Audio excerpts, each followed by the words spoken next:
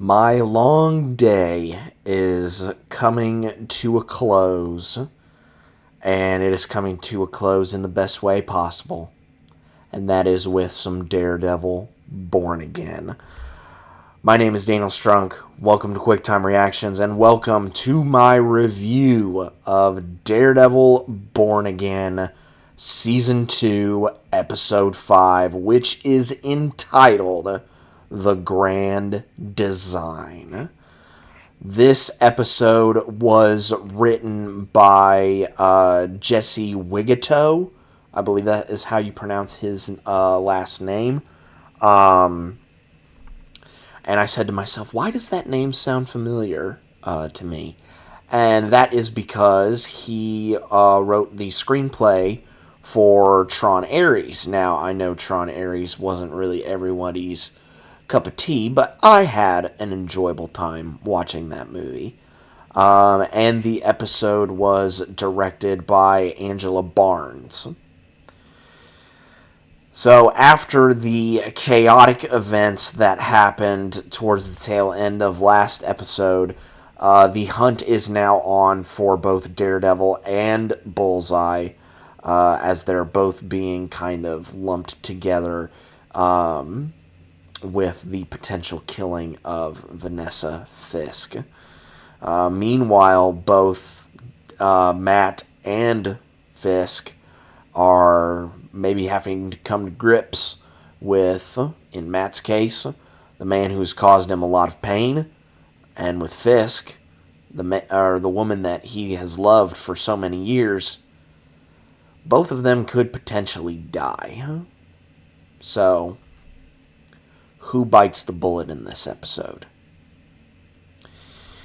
I really liked this episode. This was a really, really fun episode to kind of experience and kind of, breathe it in a little bit. Because intercut with what is going on in the exact moment,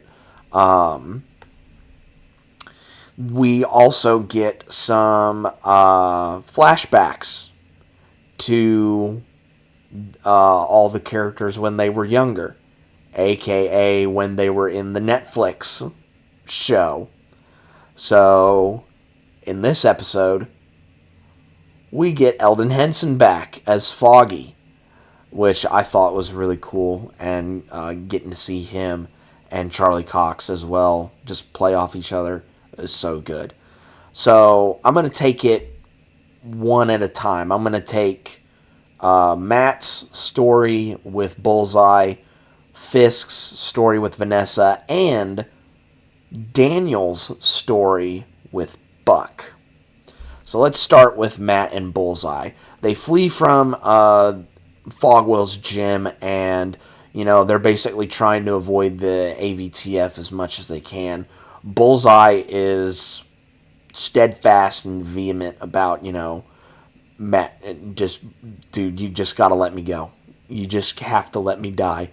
I killed your friend Foggy, and as soon as Poindexter said Foggy's name, I was like, yeah, you're not gonna get away with that. And Matt even gripped him up just a little bit tighter, and he said, just don't say his name. You don't have the right to say his name. You understand? And Bullseye understood, and they kept on moving. They eventually made their way to the church that, of course, Matt's mom was previously at, and, of course, Poindexter has visited earlier in the season. And Poindexter is like, hey, listen, no matter what you're able to do, bring me to a nurse, bring me to a doctor, vigilante, assassin, whatever it is, potato, it's all pretty much the same. People like us, we are who we are. We do one thing specifically. We do it really well. It's like an itch that you just need to scratch. And once you think you're all done with it, you've passed it, you've left it behind, boom, it's right there in your face again. It's a lot stronger. And you just can't ignore it. So I killed your friend, Foggy. I almost killed Vanessa. Scales are even now. I just need to go. I just need to be let go.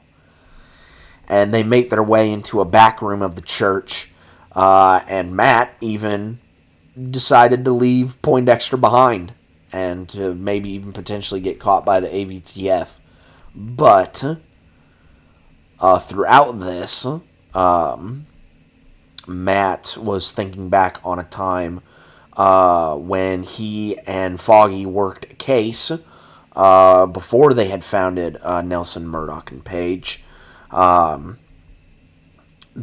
they were working on a case with a guy named Lionel, who had all sorts of charges levied against him, and they were going to try and get him to do a plea deal.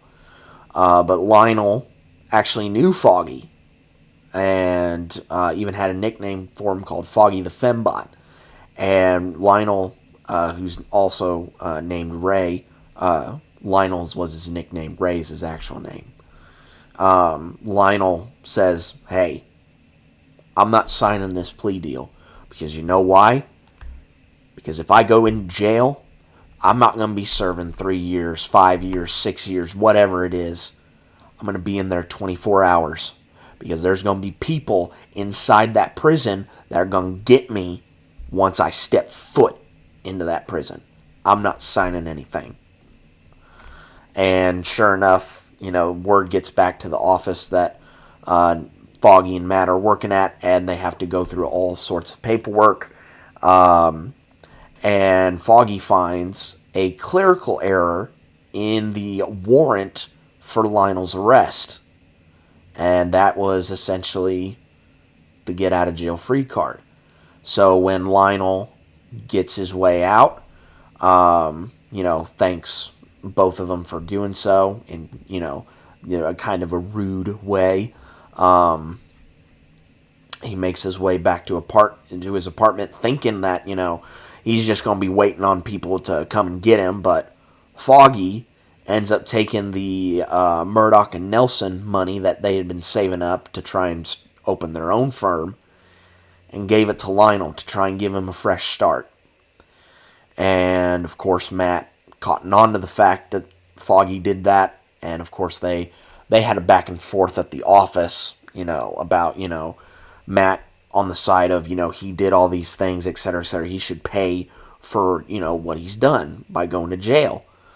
Or just, serving time in jail, whether it be a plea deal or, because of the courts.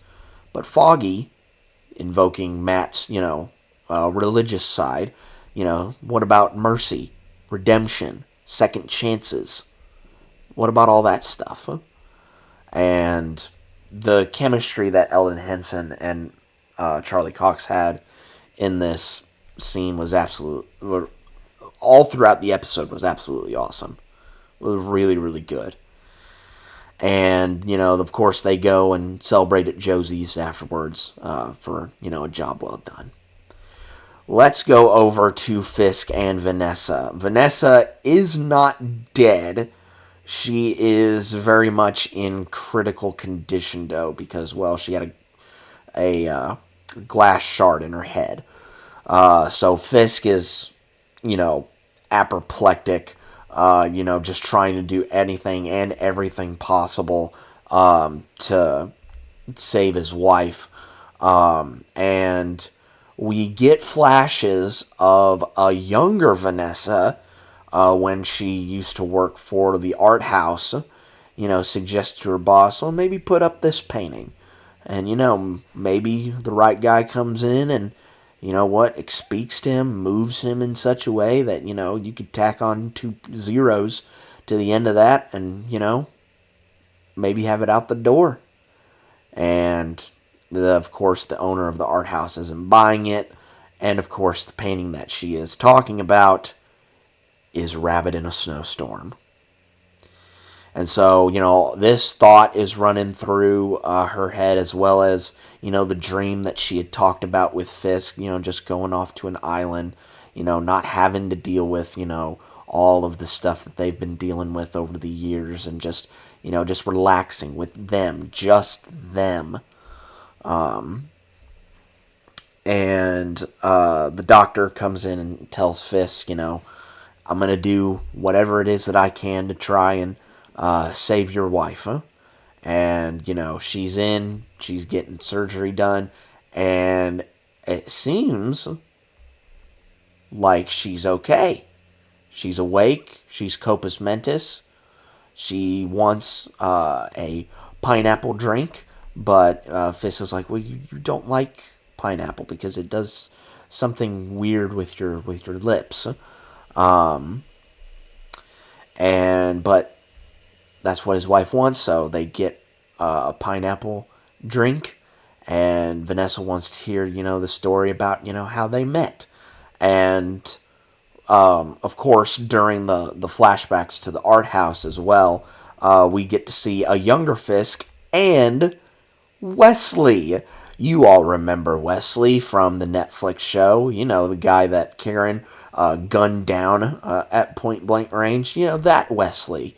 And, Wesley knew of a guy that might be able to help them out with a certain situation. And Fisk is like, yeah, whatever, just get him on and get him going with the task. And Wesley also ends up making the appointment for Fisk to go to an art show, and of course he walks in, sees Rabbit in a snowstorm, and of course sees Vanessa, and off they go. But Vanessa starts to slow her speech. Something seems to be wrong. My assumption is that it is a heart attack.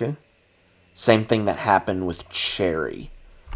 But, of course, after surgery and with the heart attack, it is now too little too late. You hear the EKG flatline. Vanessa is well and truly dead. And Fisk, and I have to give all the credit in the world to Vincent D'Onofrio in this episode. He went through a range of emotions, from apoplectic sadness to maybe a bit of hint of rage to happiness in seeing Vanessa awake, and then right back into sadness, and then probably straight into anger as well. So, and I forgot to mention, to cap off the Daredevil Bullseye story, I said that Daredevil actually left Bullseye in that church. Well, he went back and got him, carried Bullseye all the way to Frank's old hideout from Season 1, where Karen is. And that reunion's going to be really great, because, Karen really loves Bullseye after, what he did to Foggy. So that'll be fun. That'll be fun. No, it won't. There are going to be some words. And then we move on to Daniel and Buck. Daniel, of course, is trying to manage all the PR, trying to keep, news from leaking out about the condition, about the mayor's wife. BB stops in and, is trying to get any information from Daniel, and Daniel's not having it right now. But of course, BB kind of puts on a little bit of a sad front, like, you're right, I shouldn't be here. I shouldn't have bugged you at this time. I'm really sorry. Gives him a hug, and of course, Daniel reciprocates and says, she's in critical condition, and that's all he gave her. And then, of course, BB goes and tells the rest of the press, and it's now out in the public. Daniel's, of course, trying to, stop other reporters from getting another statement, and then, of course, Buck stops in and gets all the rest of the press. Well, I say rest of the press. One press person that made it into the hospital. They got him to go away. And so Buck and Daniel go out to, maybe get some hot dogs and maybe have a little bit of a chat, step away from all this. But no, they're going to go to Albany because they're going to be doing some things. And Daniel thinks this has all got to do with him. About what happened with the Northern Star leak, what's going on with, the phony Mayor Fisk stuff. And then, of course, the leak about Mayor's wife in the hospital. Daniel thinks that Buck thinks that this is all on him. And they stop off at a lumber store. And, of course, Buck goes in. He's going to go purchase a few things. Daniel thinks about going. He starts the car up. And then he has a long thought about it. Shuts the car off. And then he sees Buck walk out with a saw and a shovel. And then they continue driving. They're out in the New York woods, deep in the New York woods. And they stop off at a place. And Daniel's just trying to save his ass at this point. It's like, I've been loyal. I swear I've not done anything. He's just trying to save his rear end as best as he can. And Buck's like, open up the trunk. And they pop open the trunk. And it's Lionel in the back of that trunk. Because, flashback to earlier days, Wesley's contact that may be able to handle that job for them was a young Buck. Young Buck. Anyway, that's a wrestling reference if anybody, if it's a wrestling fan who watches my reviews. It's a wrestling reference. Anyway, so a younger version of Buck is there to try and take out Lionel. And when Buck gets to his apartment posing as a delivery guy, he opens the door and sees Lionel's not there. Lionel had taken the money that Foggy gave him, and he bounced and was going to meet up with his brother. Well, it looks like Buck came back to collect in kind. So this is, real time, me recording this. I'm thinking that this is either Lionel or the first mate to the Northern Star. It's one of the two. One of the two. So, it's one of those two guys. But, yeah, that's what Buck and Daniel have been doing. And I find it really heart-wrenching how this episode ends. You just hear waves crashing on the beach, which is how this episode actually opened, with waves crashing on a beach, and you see Vanessa and Fisk walking on that beach. And it reminded me a lot of the episode in which the actor for Hector Ayala, White Tiger, I forget the name of the actor off the top of my head, but you just hear the bird chirps in the credits after his character had died in his episode. And it just immediately brought flashbacks to that episode. But yeah, that is my review / recap of Season 2, Episode 5 of Daredevil Born Again. I really liked this episode. It was a different change of pace, but I think a nice, needed change of pace. Of course, there was more heartbreak, but also a little bit of levity. And also, it was really fun to see Foggy. Even though it was in flashback form, it was still really nice to see Foggy in this episode. But I think that is going to be pretty much it for me on this one, guys.